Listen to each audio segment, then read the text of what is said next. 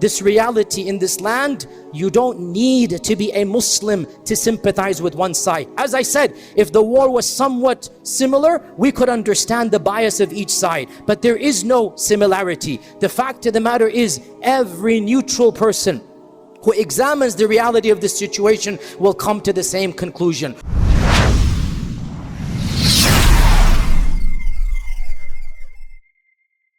The general rule of all societies, of all people of faith, of international law, and yes, of our Sharia, is that innocent people should not be killed. Innocent women, innocent children who do not pose any threat should be spared. And we preach this publicly and we say it unabashedly. But we also point out, not to justify, not to condone, but to educate, to contextualize, to illustrate the reality of war, that the targeting of innocents during times of war, during times of conflict, this is a brutal reality that happens across the globe. And the very people, the very countries that are pointing fingers are themselves guilty of far greater crimes in this exact same genre.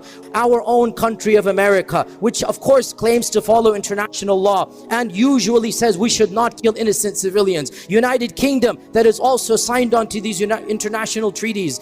During World War II, they had to intentionally begin bombing civilian populations. When the tide of war was changing, when Germany was being given the upper hand, both England and America began the intentional, direct, targeted killing of mass civilian populations in Germany. The cities of Cologne, of Hamburg, of Dresden were entirely decimated. Tens of thousands of innocent children and women were intentionally targeted by the Allied forces. If you were to ask them, why are you doing it? They would say, well, they're doing it to us, we have to fight back. They're the ones bombing London, we have to bomb Dresden. They're the ones bombing England, we have to go and bomb Cologne and other places.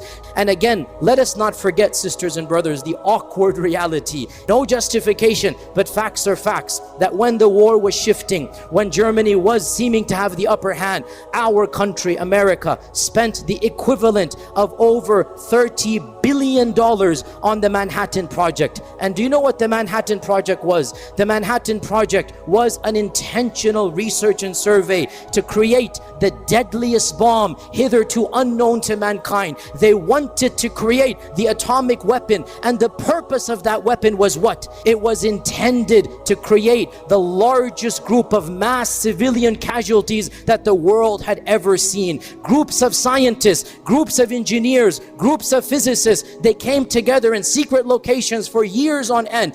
Billions of dollars were spent, and the explicit purpose, no peace, no cancer research, no nothing. We want to create the most effective bomb to kill whom? Civilians. And what happened? How did World War II come to an end? We all know this reality. Our country, with our tax-paying dollars, used the largest and the most effective and destructive weapons known to mankind, the atomic bomb, and intentionally targeted 2 civilian cities, Nagasaki and Hiroshima, and over 250,000 women and children, innocent civilians, were intentionally targeted. The president and his advisors sat in front of a map and they debated the pros and cons of which city should be killed. Which American went to jail for that? Which American ever was court-martialed? Which country ever had to apologize for that? Again, this is not a justification, it is a contextualization. Those who point fingers, those who say, why are you killing innocent civilians? We say back to them, how come you did much worse during your own wars? If you thought you were justified because one of your naval bases was attacked, Pearl Harbor, if you thought you were justified in killing 250,000 people, I want that number to sink in.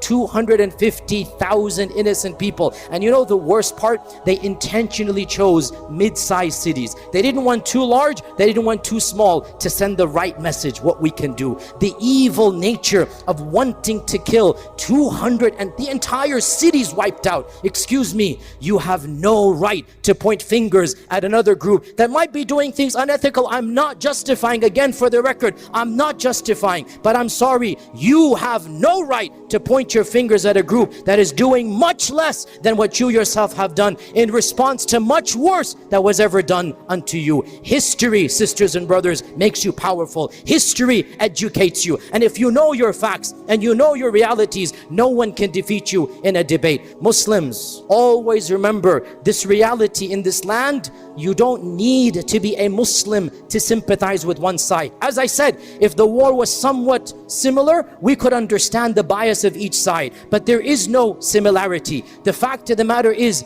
every neutral person who examines the reality of the situation will come to the same conclusion. Always quote neutral experts and make sure you know these quotes. One of the greatest icons of our century, somebody whom the globe admires, is Nelson Mandela. Nelson Mandela spent 27 years in isolation. 27 years because he refused to sign a paper that said, because of the color of my skin, I'm not equal to you. I visited his cell and I stood there. He had a small window for 27 years. That was his outer reality to the world. He refused as a man of conscience to say, I am lesser of a human being. And when he was in jail, this country of ours and the United Kingdom and Canada and Australia all consider him a terrorist. You should know this. Our country considered Nelson Mandela to be a terrorist. Only when he was released and the tide of public tide was changed was he welcomed as a freedom fighter, was he welcomed as somebody who deserves the Nobel Peace Prize, and so on and so forth. Nelson Mandela was an ardent supporter of the Palestinian cause. Multiple times he would speak out and in support of our Palestinian brothers and sisters. And he said, and I quote, that the treatment of the Palestinians is the worst moral crises of our times.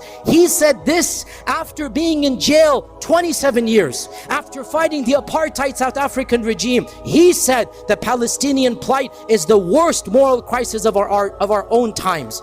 Archbishop Desmond Tutu, the second most prevalent African freedom fighter. Desmond Tutu is the highest ranking member of the Catholic Church. He's passed away now.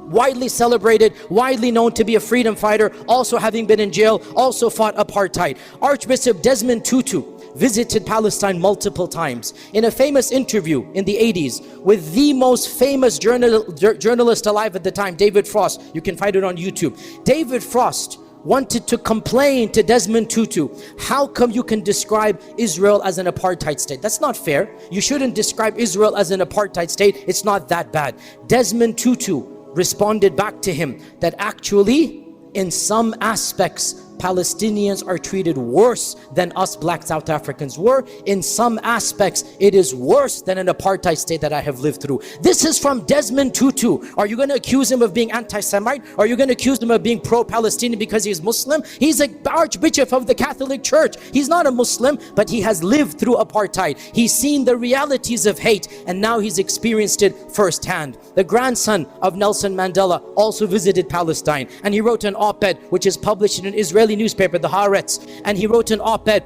and he said that what I have seen here is worse than the apartheid that I have experienced growing up. Sisters and brothers, you don't need to be a Muslim to recognize the inhumanity of the situation. Our own president, Jimmy Carter, he visited those lands, and after he left office, he's still alive now. Do you know what the title of the book is? Peace, Not Apartheid. Our president, are you going to accuse him? He's actually a Christian believer. He's actually a supporter of the faith of Christianity. He's a known person who loves his faith and tradition. He's not a Muslim. And yet when he visited, he said, we cannot move forward with this apartheid regime. And he himself acknowledged that Gaza is the largest open air prison in the world today. And I can quote you on and on. Human rights, Amnesty International. But you know what the problem is, sisters and brothers? The awkward reality. Do you know what the root of the problem is? It's not religion. Frankly, it's not even fully political. The root of the problem is the superiority complex, that they don't view Palestinian blood and Arab blood and Muslim blood to be equal to their own. And therefore, when they see all that is happening, when they see all of the tactics, their hearts do not stir. There is no emotion because they view themselves and their race and their faith as being more human than that of others.